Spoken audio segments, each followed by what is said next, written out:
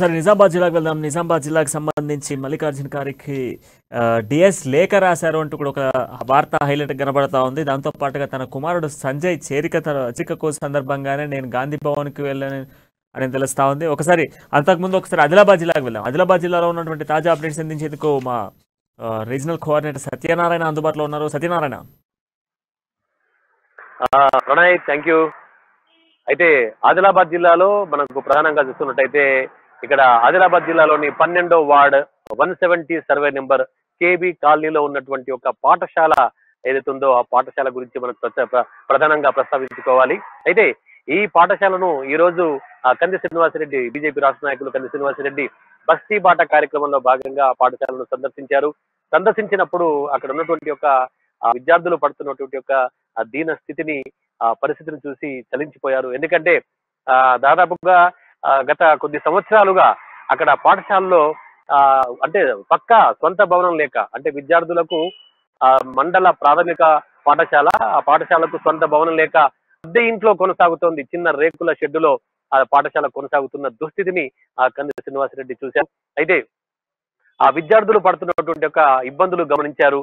అయితే అక్కడ ఉన్నటువంటి ఎవరైతే ఉపాధ్యాయులు ఉన్నారో ఆ ఉపాధ్యాయులే తలా ఇంత వేసుకొని దాని యొక్క అద్దెను కడుతున్నటువంటి ఒక స్థితి అక్కడ కనబడుతుంది. అంటే ఆ పాఠశాలకి అంటే పక్కా భవనం లేక ఆ విద్యార్థులు అవస్థలు పడుతున్న ఆ విషయాన్ని చూసి వెంటనే కంది శ్రీనివాసరెడ్డి 1 సంవత్సరం వరకు అద్దె చెల్లించే విధంగా వెంటనే వాళ్ళందరూ కూడా అక్కడ హామీ ఇచ్చారు. ఉపాధ్యాయులకి, విద్యార్థులకు హామీ ఇచ్చారు. నేను మీకు అందుబాటులో ఉంటానని, భరోసాగా ఉంటానని. ఈ యొక్క విద్యార్థుల చదువు అంటే దాదాపు అక్కడ ఆ పాఠశాలలో 1వ తరగతి నుంచి 5వ తరగతి వరకు 90 మంది విద్యార్థులు అక్కడ చదువుకుంటున్నారు. సో ఆ విద్యార్థుల యొక్క చదువు ఆగిపోకూడదు, ఆ నిరంతరం ఆ చదువు కొనసాగాలి. ఎందుకంటే ఆ విద్యార్థుల భవిష్యత్తు ఆ ప్రణాళిక అంతా కూడా పాఠశాల తరగతి గదుల్లోనే నిర్మాణించబడుతుందని చెప్పేసి భావనతోని ఆ కంది శ్రీనివాసరెడ్డి తన అప్ప మనసుతో ఆ యొక్క పాఠశాలకు సంబంధించినటువంటి సంవత్సర అద్దె కూడా తాను చెల్లిస్తానని వెంటనే క్యాంపు కార్యాలయంకి ఆ యొక్క వారికి సంబంధించిన విరాళాన్ని తీసుకెళ్లాల్సిందిగా కోరారు. ఆయన వెంటనే అక్కడ ఉన్నటువంటి విద్యార్థులు కానీ, తర్వాత ఆ ఉపాధ్యాయులు కానీ దానికి ధన్యవాదాలు తెలిపారు. దాంతో పాటుగా అంటే ఇది కొద్ది విషయం కాదు, దాదాపు ఇది కొద్ది సంవత్సరాలకు కూడా అక్కడ కొనసాగుతున్న దుస్థితి. అంటే అక్కడ ఉన్నటువంటి ఒక విద్యార్థులు ప్రధానంగా చెప్తున్నారు, మేము పిల్లలమే, మాకు బాల్యం అంతా కూడా ఎలాంటి ఆట పాటలు లేకుండా గడిచిపోతుంది. కనీసం ఆట అంటే మాకు ఆట స్థలం కూడా లేదు. కనీసం ఈ యొక్క పాఠశాలలో అంటే అద్దె భవనం, అద్దె ఇల్లు అనుకోవాలి. ఎందుకంటే ఒకటే ఒక గది ఉంది. ఆ తర్వాత బయట ఒక చిన్న రేకుల షెడ్ వేసి అక్కడనే తరగతి గదులు బోధిస్తున్నారు. ఒక హెడ్ మాస్టర్ తో పాటు 2 డిప్యూటేషన్ సిబ్బంది వాళ్ళకి బోధిస్తున్నారు. అయితే అంటే విద్యా బోధన అక్కడ బాగానే ఉన్నప్పటికీ అంటే విద్యార్థులందరూ కూడా మనం వాళ్ళు చాలా హుషారుగా ఉన్నారు, చదువుల్లో అంతా బాగున్నారు. కానీ వాళ్ళు ఒకటే ఆవేదన వ్యక్తం చేస్తున్నారు, మా బాల్యం అంతా కూడా ఎలాంటి ఆట పాటలు లేకుండా గడిచిపోతుంది. కనీసం సాయంత్రం వేళల్లో ఆడుకుందామంటే ఆట స్థలం కూడా లేదని చెప్పేసి వాపోతున్నారు. అంతేకాకుండా వాళ్ళకి కూర్చోవడానికి బెంచీలు లేవు, కుర్చీలు లేవు. తర్వాత నేలపైనే కూర్చొని విద్యను అభ్యసిస్తున్నారు. దాంతో పాటుగా కనీసం టాయిలెట్స్ అంటే బాలికలకు కానీ విద్యార్థులకు కానీ కనీస మౌలిక సదుపాయాలైనటువంటి ఒక టాయిలెట్స్ లేని దుస్థితి అక్కడ ఉంది. ఇంకా ఘోరంగా చెప్పాలంటే వాళ్ళు బాటిళ్లలో నీళ్లు తెచ్చుకుంటున్నారు. కనీసం త్రాగునీరు సౌకర్యం కూడా అక్కడ లేకపోవడం చూసి కంది శ్రీనివాసరెడ్డి చలించిపోయారు.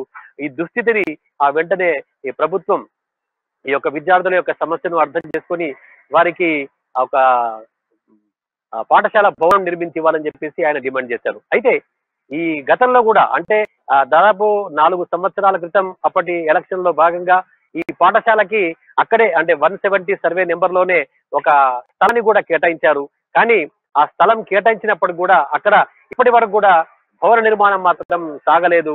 దీంతో పాటు అక్కడ విద్యార్థులే కాకుండా స్థానికులు కూడా దీనిపై స్పందించారు. అంటే వెంటనే ప్రభుత్వం చొరవ తీసుకుని ఏదైతే ఈ యొక్క విద్యార్థుల పాఠశాలకు అవసరమైనటువంటి ఒక స్థలాన్ని 170 సర్వే నెంబర్ లో ఏదైతే కేటాయించారో ఆ 170 సర్వే నెంబర్ లో వెంటనే గనక ఈ యొక్క తరగతి గది పాఠశాలకు సంబంధించి ఒక సొంత భవన నిర్మాణం చేపట్టి విద్యార్థుల భవిష్యత్తును అంధకారమయం కాకుండా విద్యార్థుల భవిష్యత్తుకు బాటలు వేయాల్సిందిగా అక్కడ స్థానికులతో పాటు విద్యార్థుల తల్లిదండ్రులు కూడా ప్రభుత్వానికి మొరపెట్టుకున్నారు.